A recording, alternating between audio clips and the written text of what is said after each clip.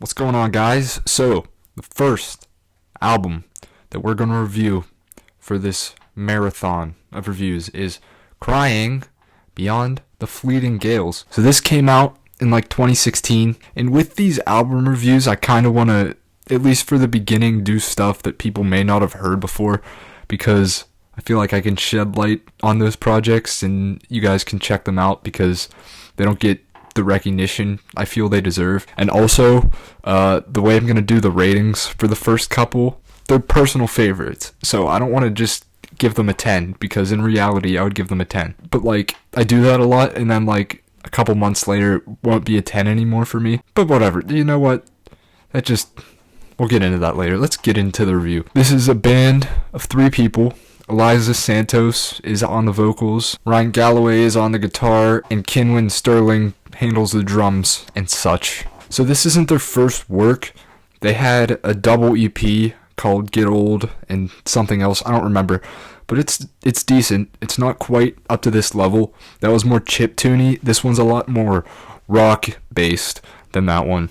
It opens up with Premonitory Dream, which has really just become one of my favorite songs in the past few weeks. I've had it on repeat nonstop. Usually when you listen to a song so much it gets old after like a week or so, but this one's still going strong. I cannot turn this off. The lyrics seem to be about the concept of seeing an opportunity, taking it or not taking it, just pushing forward.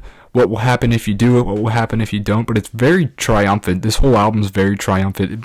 It makes me happy. The whole thing is super uplifting. So if this quarantine's got you depressed, you gotta put this thing on, man. After that, we move into Wool in the Wash, which is it's a little more toned down, more lo-fi than the first track. It's pretty calm until the last minute or so when you get that killer guitar solo. Basically, it's self-explanatory in the title. It's just about feeling small, being a wool in the wash, so to say.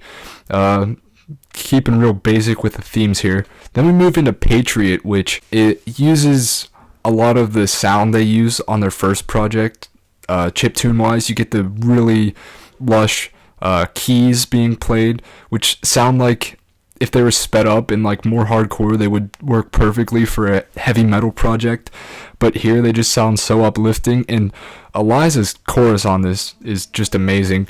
She's really good at making these catchy hooks that'll keep you coming back, and they just don't get old. And plus, her voice is really interesting, really unique. I don't want to say her voice is raspy, but it's got a certain twinge to it that is just really different from most singers. It's like almost monotone in a way, but in a good way. I don't even know if monotone's the right word for it. There's definitely emotion in there, so I don't want to say monotone, but I feel like the only way I can do justice to describing her voice is just to have you guys listen to it yourself. Then we move into Origin, which is about her relationship with her mom. There were a lot of references to Marjane Satrapi's Persepolis, which is all about childhood and growing up. So I don't think she had like an awful relationship with her mom, but there was a lot of stuff going on between them. And that's a good track too. It's not one of my favorites. It took a while to grow on me. I feel like it's one of the ones that almost blends in with all the other songs on here, but eventually it grew on me, and it's actually quite tasteful. Well in Spring's probably the most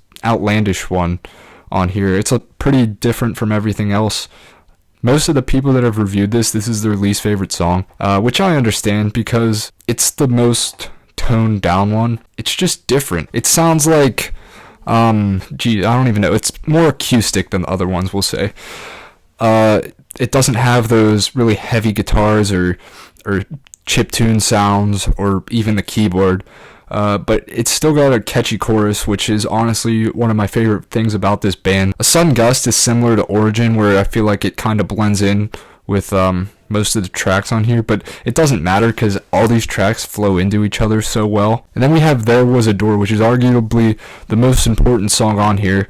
The door is referenced multiple times throughout this album, which can mean multiple things, whether it's gender fluidity. I know Eliza made a point about that, but at the same time, it's got the other meaning, just, you know, finding your way out of a bad situation or finding a new version of yourself. What's interesting about this track is Eliza's literally like rapping on it, and then you also got just the crazy intro, at the beginning to take you into it, and then the really emotional chorus from her all just blends in beautifully, and you got those synths after the chorus which just sound fantastic. And then we have Revive, which sounds like a track that could have been on a Boston album in the 80s. It sounds like a classic 80s rock song. Thematically, I'm not sure what they were going for on here. I know Eliza said it was about like rekindling old friendships, which I guess would make sense, but that doesn't seem to fit conceptually with the rest of the album. Sound-wise, it fits fantastically. It's in a perfect spot. Children of the Wind is also one of the more low-key ones. I'd say even more low-key than Well in Spring, but I feel like it works better than Well in Spring because it kind of takes everything that this album's about and wraps it up into one. Once again, it's more lo-fi than everything else, but you get a better picture of Eliza's vocals on here, so if you want to hear her singing, then this is a good track to check out. If you enjoy this band, you'll probably enjoy the instrumentation more than anything, but this one's interesting to see how both the instrumentation and her voice blend together. And finally, we have The Curve, which is insane. It takes every element that I like about this project and puts it into one. You got the amazing guitar riffs, the chiptune influence, the keys, and Eliza's vocals sound great on it. It's a perfect wrap-up to a damn near perfect album, in my opinion. I know I talked about some of these tracks like I didn't like them that much, but I've had this on repeat for so long. This is my go-to sunny day drive playlist or walk, whatever. If you have a sunny day where you live, just throw this on, go for a walk, go for a drive, whatever. You will enjoy it. You will not regret it. I really hope these guys are still together and they release music eventually. It's been 4 years, so I'm a little nervous, but I haven't heard anything. Once they drop a project, though, I'm checking it out immediately because this is amazing. I'm going to give this thing a personal favorite out of 10. Sorry to, blue ball you with that, but that's too bad. If you want to see me rank albums with an actual rating, tune in for the next few reviews. But that's it. That's the review. Thanks for watching. See you next time.